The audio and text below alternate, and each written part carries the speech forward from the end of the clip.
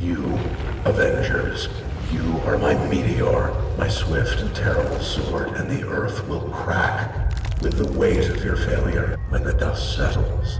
The only thing living in this world will be metal. Ultron Artificial Malevolence.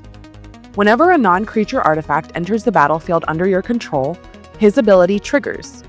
By paying the extra cost, he allows you to create a 2/2 robot villain token that is an exact copy of that artifact.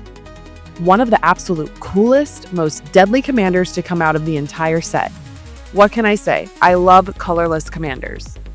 Being colorless can be a limitation, but his ability to churn out copies of non-token artifacts more than makes up for it. The possibilities are endless, even when you're restricted to colorless cards. We're breaking down some of the best artifacts you need to be copying with Ultron.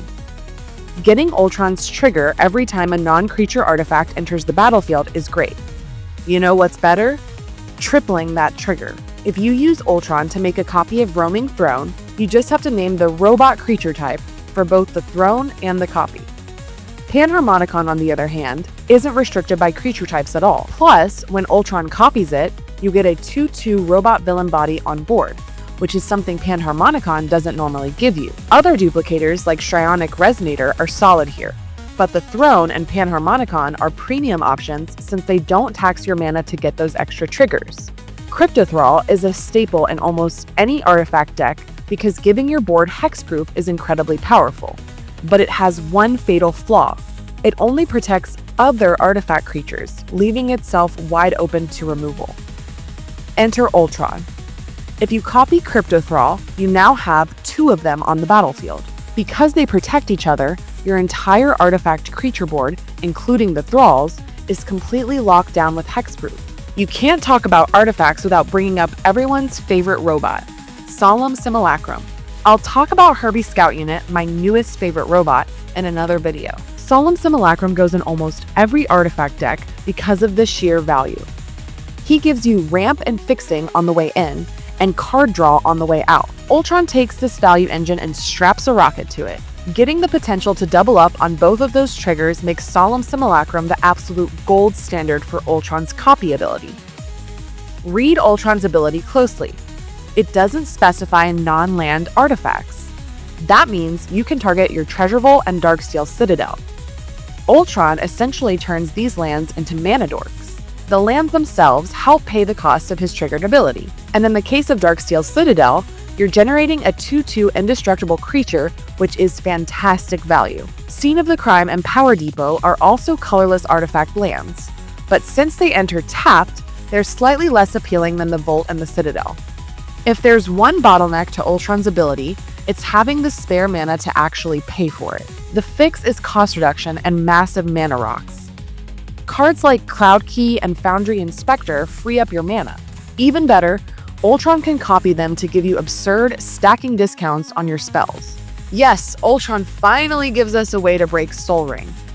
Jokes aside, rocks that tap for 2 or more mana like Gilded Lotus are phenomenal here. They instantly pay the cost to make a 2/2 robot villain copy of themselves. Lodestone Golem puts a symmetrical tax on the board, but let's be honest, in an artifact deck, it's not symmetrical at all. Your opponents are going to be miserable paying extra for almost everything they cast. Now imagine using Ultron to copy this Golem. You are going to tax your opponents right out of the game. Alright, everything we've talked about so far is strong, but this is where Ultron gets utterly busted. Copying recursive creatures like Mirror Retriever, Junk Diver, or Workshop Assistant is game-breaking. Normally, in a singleton format like Commander, you need 2 different recursive creatures to loop these with Krark-Clan Ironworks or Ashnod's Altar. Ultron lets you skip that step entirely by providing the copy. Here's how it works. First, play your Retriever and make a copy with Ultron. Next, sacrifice the copy to your Ironworks or Altar. Then, sacrifice the original for 2 more mana. The original's death trigger targets the copy, bringing it back to your hand. You now have 4 colorless mana floating. Use 2 to cast the Retriever and 2 to pay for Ultron's copy trigger. Repeat this process for infinite enters and leaves the battlefield triggers. If you have just 1 cost reducer on the board, This loop nets you infinite mana to dump into a lethal walking ballista, or drop an Altar of the Brood beforehand, and you will indefinitely mill out the entire table without needing any extra mana at all. Ultron Artificial Malevolence is an absolute powerhouse of a commander that turns powerful artifact staples into game-ending combo pieces. What artifacts are you planning to copy with him? Let me know down in the comments.